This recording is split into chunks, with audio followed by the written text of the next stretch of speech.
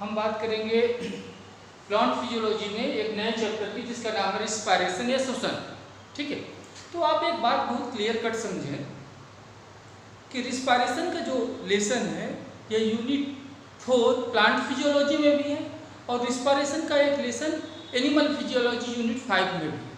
तो इन दोनों लेसनों में क्या डिफरेंस है, बेसिक डिफरेंस क्या है, एक बात समझें। मनुष्य के केस में मैं बात करूं आपसे कि एटमॉस्फेयर है, वायुमंडल है। वायुमंडल में आप जानते हैं एक महत्वपूर्ण गैस है जिसे प्राणवायु कहते हैं, ऑक्सीजन। ठीक है, तो वायुमंडल से ऑक्सीजन, ठीक है, नोज ट्रेकिया के द्वारा कहाँ पहुंच जाती है, लंग्स में। ठीक है, जो नोज है या नाक है, नाक की सहायता से हम जब सांस लेते हैं तो वो कहाँ पहुंच जाती है, बताएं आप मुझे, ऑक्सीजन लंग में। और लंग में ऑक्सीजन पहुंच गई, देखें आप ध्यान से, लंग्स के द्वारा लंग्स में पहुंची हुई ऑक्सीजन ब्लड के माध्यम से कहाँ पहुंच जाती है, कोशिकाओं में। सबसे पहले जब हम सांस लेते हैं तो वायुमंडल की ऑक्सीजन लंग्स में आई और लंग्स से ब्लड के माध्यम से कहाँ पहुंच गई, कोशिका में। क्लियर ना? अब ये ऑक्सीजन कोशिका में जाके करेगी क्या, ये ग्लूकोज का ऑक्सीकरण करेगी। क्या करेगी, ग्लूकोज का ऑक्सीकरण। और ये ग्लूकोज का ऑक्सीकरण जो हो रहा है इसी को कहते हैं सेलुलर रिस्पायरेशन या कोशिकीय श्वसन। तो अपन डिटेल में बात करेंगे। यह सेल में पहुंची ऑक्सीजन और जो सेल में पहुंची है ऑक्सीजन उसमें आप देखें कि क्या हुआ, ग्लूकोज का ऑक्सीकरण हुआ और ग्लूकोज के ऑक्सीकरण के परिणाम स्वरूप कार्बन डाइऑक्साइड और एटीपी मतलब एनर्जी, एडेनोसिन ट्राइफॉस्फेट। अब जो बनी हुई कार्बन डाइऑक्साइड है यह हमारे शरीर का उत्सर्जित पदार्थ। कार्बन डाइऑक्साइड की मात्रा हमारी बॉडी में हो जाए तो हमारी बॉडी को नुकसान है। तो फिर क्या होगा बताएं आप मुझे। ये कार्बन डाइऑक्साइड ब्लड के माध्यम से कहाँ पहुंची, लंग्स में। और जैसे ही हम सांस छोड़ते हैं तो कार्बन डाइऑक्साइड फिर से कहाँ चली गई, एटमॉस्फेयर। तो इसमें 3 प्रक्रियाएं हैं। पहली प्रक्रिया आप समझें कि जब हम सांस लेते हैं तो उसे कहते हैं इंस्पायरेशन। सांस लेने को क्या कहते हैं, इंस्पायरेशन। और सांस छोड़ने को कहते हैं एक्सपायरेशन। पहला सांस लेना इंस्पायरेशन, सांस छोड़ना एक्सपायरेशन। और इंस्पायरेशन और एक्सपायरेशन, सांस लेना और सांस छोड़ने को एक साथ कहते हैं ब्रीदिंग। तो पहली प्रक्रिया क्या होती है, ब्रीदिंग। ब्रीदिंग में क्या क्या सम्मिलित है, एक बार इंस्पायरेशन और एक बार एक्सपायरेशन। सांस छोड़ने को इंग्लिश में क्या कहते हैं, एक्सपायरेशन। इसीलिए कहते हैं, याद करें आप, कि जब कोई व्यक्ति की मृत्यु हो जाती है तो कहते हैं एक्सपायर हो गया। एक्सपायर मतलब उसके सांस छूट गई। तो आप बहुत मजेदार बात समझें कि पहला है ब्रीदिंग जिसमें सांस लेना और सांस छोड़ना है। ठीक है, दूसरी बात क्या हुई कि ब्लड के माध्यम से ऑक्सीजन कोशिका तक पहुंची और कोशिका में उत्पन्न हुई कार्बन डाइऑक्साइड ब्लड के माध्यम से लंग में पहुंची।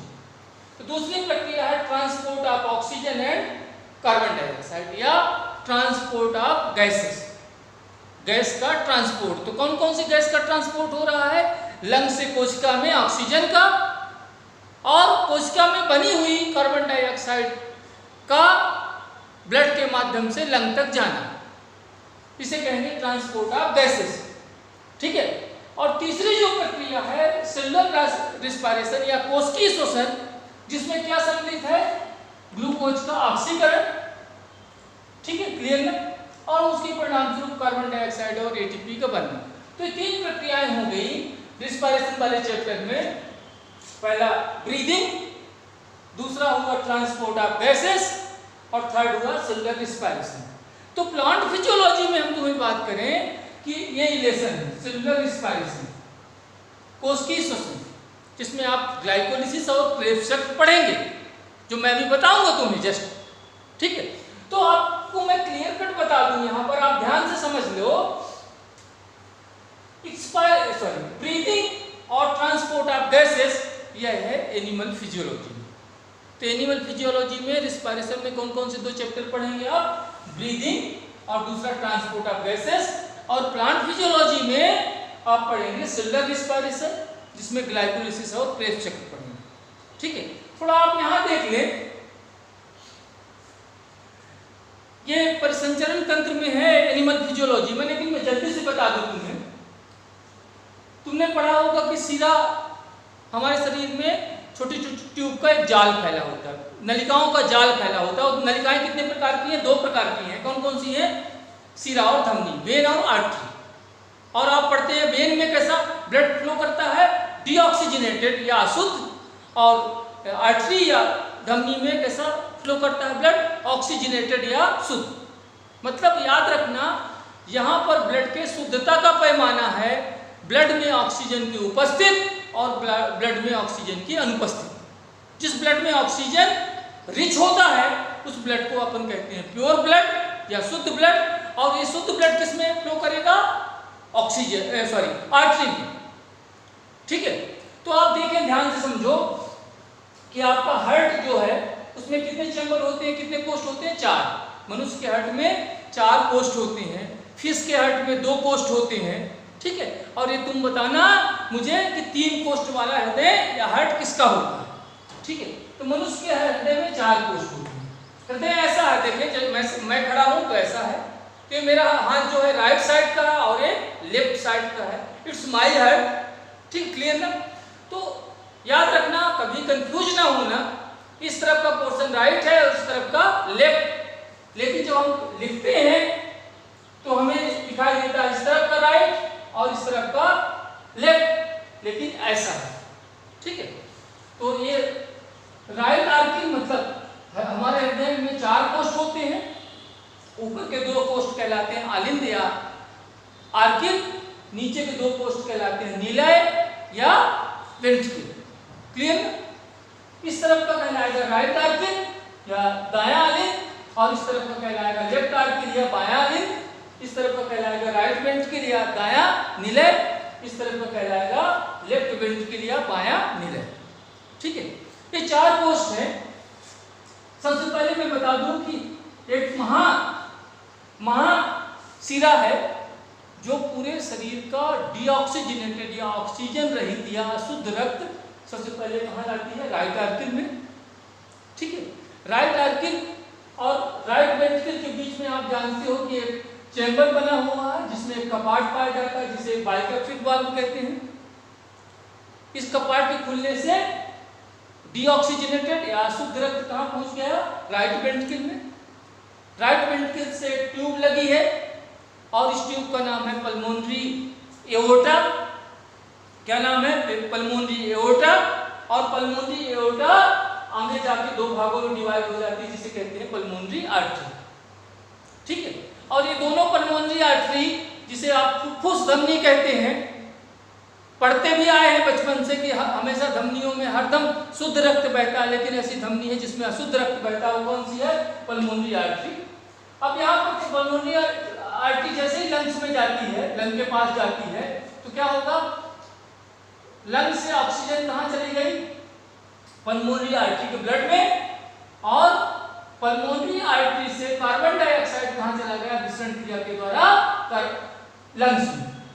ये विसरण की क्रिया हुई जिसमें ऑक्सीजन कहाँ पहुंची? बताएं आप। लंग से पल्मोनरी आर्टरी के ब्लड में, और पल्मोनरी आर्टरी के ब्लड से कार्बन डाइऑक्साइड कहाँ पहुंच गया? लंग्स में। ठीक है, जैसे ही ऑक्सीजन पहुंची इस ब्लड में, यह ब्लड कैसा हो जाता है? शुद्ध। ठीक, क्लियर ना? ऑक्सीजन नहीं था तो क्या था? अशुद्ध। ठीक है, तो ऑक्सीजन की उपस्थित और अनुपस्थित ही शुद्धता का यहाँ प्रमाण पत्र है। अब क्या हुआ? ब्लड आगे फ्लो हुआ, ऑक्सीजन मिल गई, और मिल गई तो ये शुद्ध हो गया ब्लड, ऑक्सीजन युक्त हो गया, और ये कहलाती है पल्मोनरी वेन। वेन में हमेशा अशुद्ध होता है, लेकिन एक वेन है जिसको पल्मोनरी वेन कहते हैं, फुफ्फुस शिरा, इसमें कैसा होता है? शुद्ध। ठीक है, अब पल्मोनरी वेन से ब्लड कहाँ गया? लेफ्ट आर्किन में, जिसमें कैसा ब्लड होगा? शुद्ध। फिर यहाँ पर ट्राइकैप्सिड वाल्व होता है, उसके द्वारा ब्लड गया लेफ्ट वेंट्रिकल में, और फिर सिस्टमिक आर्टरी या महाधमनी होती है, उसके द्वारा पूरे शरीर में ऑक्सीजनेटेड ब्लड चला जाता है। ये शॉर्ट में हमने तुमने बता दिया कि कैसे परिसंचरण होता है। शॉर्ट में हृदय की क्रिया भी बता दिया, लेकिन मैं वहाँ डिटेल में बताऊंगा तुम्हें यहाँ पर आप ध्यान से ये बात समझो कि विसरण क्रिया के द्वारा कार्बन डाइऑक्साइड पल्मोनरी आर्टरी से लंग्स में गई और ऑक्सीजन कहाँ पहुंची? पल्मोनरी आर्टरी के ब्लड में। ऑक्सीजन जब पहुंचेगी तो देखिए यहाँ आरबीसी होती है, लाल रक्त कणिकाएं होती हैं, उसमें हीमोग्लोबिन होता है, आप जानते हैं। ये हीमोग्लोबिन ऑक्सीजन से क्रिया करके ऑक्सी हीमोग्लोबिन बनाता है। क्या बनाएगा? H2O2 मतलब ऑक्सी हीमोग्लोबिन। और जैसे ऑक्सी हीमोग्लोबिन बना वो ब्लड क्या हो जाएगा? प्योर या ऑक्सीजनेटेड, ऑक्सीजन युक्त। ठीक है, अब यहां पर ब्लड कैसा होगा बताएं आप मुझे? H3O2 के रूप में। ठीक है, लेकिन जैसे ही कोशिका में पहुंचेगा, कोशिका में ब्लड पहुंचेगा और उसमें उस ब्लड में क्या होगा? ऑक्सी हीमोग्लोबिन अर्थात H2O2, वहां पर H2O2 फिर से टूट गया हीमोग्लोबिन और ऑक्सीजन, और यह ऑक्सीजन क्या करेगी? यह ऑक्सीजन आपको मैं बता चुका हूं क्या करेगा? ग्लूकोज का ऑक्सीकरण करेगा। मतलब आरबीसी में हीमोग्लोबिन ऑक्सीजन का परिवहन करता है।